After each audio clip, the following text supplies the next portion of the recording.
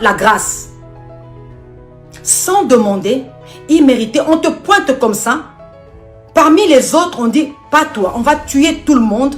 Rahab, toi sois de côté et ta maison et tout est bien, on ne va pas toucher. Ça, c'est la grâce. Mais Rahab n'avait pas vécu cette grâce-là. Ce n'était pas le cas pour Rahab. Non. Rahab, elle s'était précipitée de poser un acte. Elle avait compris. Son intelligence commençait à être renouvelée. Elle avait compris. Elle s'est précipitée. Comme elle habitait dans une position géographique où elle avait la vue de l'entrée de la ville, alors elle s'est précipitée de cacher les espions israélites. Donc, bien que étant prostituée, elle avait posé un grand acte de foi. Elle n'était pas la seule. Elle n'était pas la seule qui vivait dans une position géographique où on pouvait voir la ville. Elle n'était pas la seule. Elle n'était pas la seule. Mais elle a saisi l'opportunité. Elle a fait quelque chose que les autres n'ont pas pu faire. Donc Rahab était révélée. Et maintenant, elle a posé un acte de foi. Et c'est en ce moment-là maintenant qu'on commence à sentir la présence du Saint-Esprit. On sent maintenant qu'il y a une présence supérieure qui est entrée dans la course. On sent maintenant que Rahab commençait à être révélée maintenant autrement. Et Rahab avait senti que l'invasion arrivait. Elle avait senti ça. Alors, maintenant, au lieu de faire juste, ça j'aime, ça vraiment j'aime ce que Rahab avait fait. Au lieu de faire juste un pacte, donc juste un pacte avec les espions israélites, Rahab avait fait une alliance. Donc une alliance, donc c'est plus fort. Elle avait fait quelque chose de serré. Un pacte, ça pouvait se dissocier, mais Rahab avait fait quelque chose de serré. Une alliance.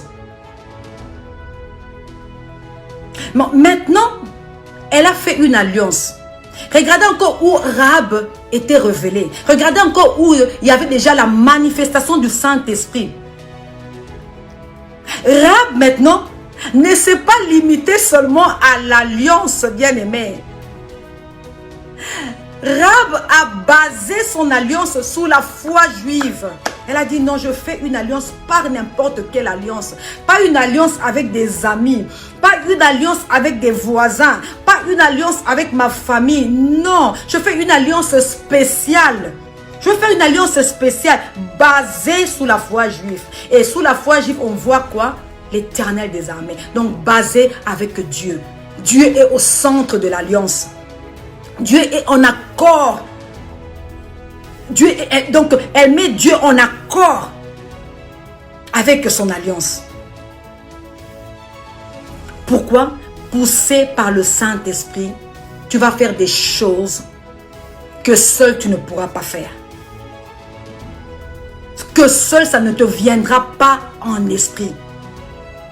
Et c'est en ce moment-là que tu vas obtenir la faveur. Revenons à Rahab. Bien que prostituée, pendant qu'elle faisait cette alliance-là, Rahab a fait une confession de foi. Elle confesse. Elle fait une confession de foi. La même façon que l'on fait quand on accepte Jésus-Christ comme Seigneur et Sauveur, nous faisons une confession de foi. Donc pour montrer à Dieu que on est prêt, on est disposé à faire une alliance avec toi. On est disposé à marcher avec toi. Et Rahab a fait une confession de foi. Écoutez ce que Rahab a dit. Elle a dit, je sais que le Seigneur Yahweh vous a donné le pays. Donc elle a accepté. Elle a fait déjà cette confession. Maintenant, Rahab maintenant va encore plus loin. Elle va encore plus loin. Elle excelle encore. Elle ajoute encore. Elle affirme que non. Yahweh est Dieu au ciel et sur la terre. Donc elle reconnaît que Yahweh, le Dieu des Israélites, le Dieu vivant, il est Dieu sur la terre et il est Dieu il est Dieu au ciel, pardon, et il est Dieu aussi sur la terre. Mais regardez comment le Saint-Esprit était déjà entré dans la course. Le Saint-Esprit était déjà entré dans la course. Rahab prend connaissance. Rahab prend connaissance, non pas de la puissance de l'ennemi, mais il prend connaissance de la puissance du Dieu d'Israël. Elle ne prend pas connaissance de la puissance de l'ennemi, mais elle prend connaissance de la puissance du Dieu d'Israël. Bien aimé, quelle vision d'aigle! Rahab avait la vision de l'aigle. Rahab avait frappé très fort. Parce que souvent nous avons l'habitude de prendre connaissance de la puissance de l'ennemi. On s'occupe, on veut savoir qu'est-ce que l'ennemi a fait. L'ennemi a quelle position? Il se dirige vers où? Il est déjà près de moi. Il est à combien de kilomètres de moi? Il va me faire quoi? L'ennemi va me faire quoi? Qu'est-ce qu'il a créé encore de nouveau? On est comme ça, on tremble, on veut savoir. Et c'est pour ça que nous courons de prophète en prophète. On veut qu'on nous dise ce qui va se passer.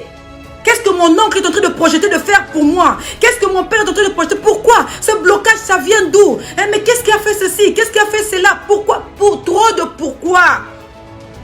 On veut savoir comment le diable opère. Il opère comment? Et comment il fait? Il augmente sa puissance comment? Non, Rahab était révélé, bien-aimé. Rahab avait la vision de l'aigle. Rahab est monté plus fort. Rahab a cherché à savoir, à prendre connaissance de la puissance du Dieu. Parce que la puissance de Dieu est au-dessus de tout. À quoi ça sert de consulter les saints si tu peux passer directement chez Dieu? À quoi ça sert de voir le ministre si tu passes directement par Dieu, par le président? Mais c'est lui qui a la finalité.